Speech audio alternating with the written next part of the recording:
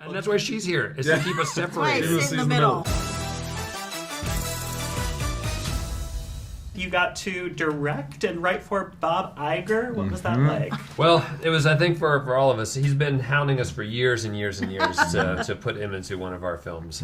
So we finally said, okay. I'd say that so honestly, it's just a real joy for us. He plays a weather mammal. He began his career as a weatherman himself. What is the name of the weatherman in the weather? We did a real stretch. It's Bob Tiger is the name of his character in this film. I mean, he's so fun to work with. Also, he came in and hung out. He didn't just come in and do a line and leave. Like, I think he really liked being part of that process and actually seeing what we do. I think we had him do like 30 takes.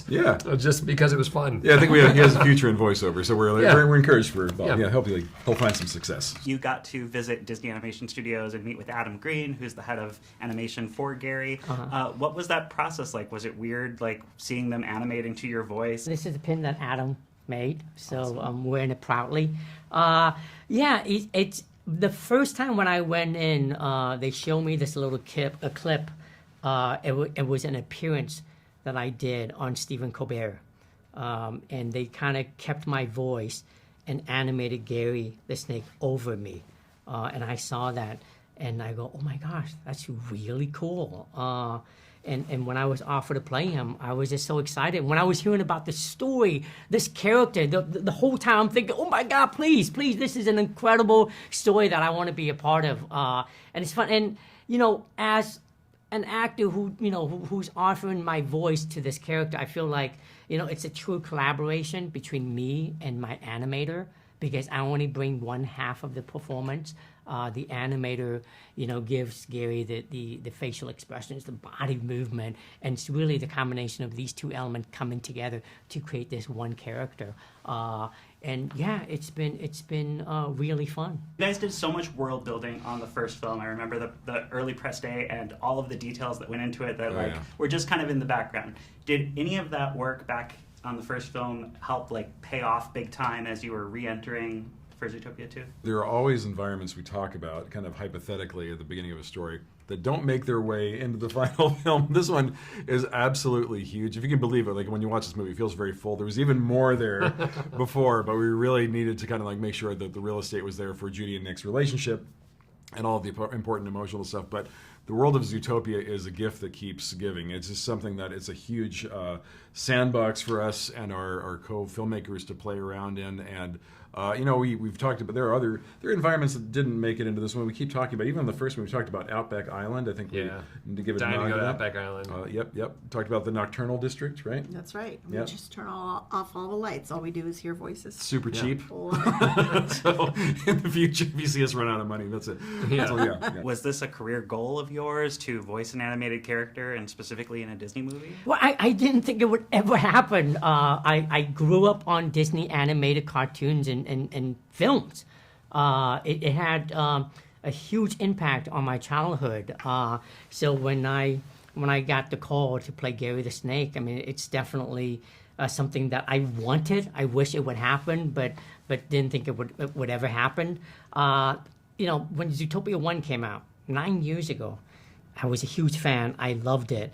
So this time around, getting to play a brand new character, the first reptile who ever stepped foot in Zootopia for more than 100 years, that is definitely pretty amazing. You've also got a little bit of a Encanto/Moana voice cast reunion. We do. That's true. The scenes. Some cameos. Yeah. I'm curious, did you have to do any extra voice recordings for Ali and Dwayne, or were they already in the studio on Moana 2 and it was just here's some lines, say this? No, I mean, I can tell you that they were really happy to do it. That was specifically for this film. That wasn't something that we sort of tacked on to something else. I think one of the real joys of Zootopia, it is this place where there's these nods and there's these homages. And so I think for us, we had a great time working on Encanto together. To be able to bring some of our cast members from that back end, amazing. Yvette and I worked on Moana to bringing, I think both Ali and Dwayne being part of this is amazing. Rachel House, David Fonte is in this as well. So it's been a real treat for us. Yeah, actors are full of mischief. They like these little tiny, little tiny weird roles, and sometimes we think, is this too tiny? And they're like, no, I love this. I will say that Josh Gad has wanted to do something in the world of Zootopia for a long time. So we said, you're going to be a real ornery mole. He's like, I'm in. Ginnifer Goodwin has been like an incredible ambassador for Judy Hopps as a character since she originated that voice. I'm curious if you've learned anything from her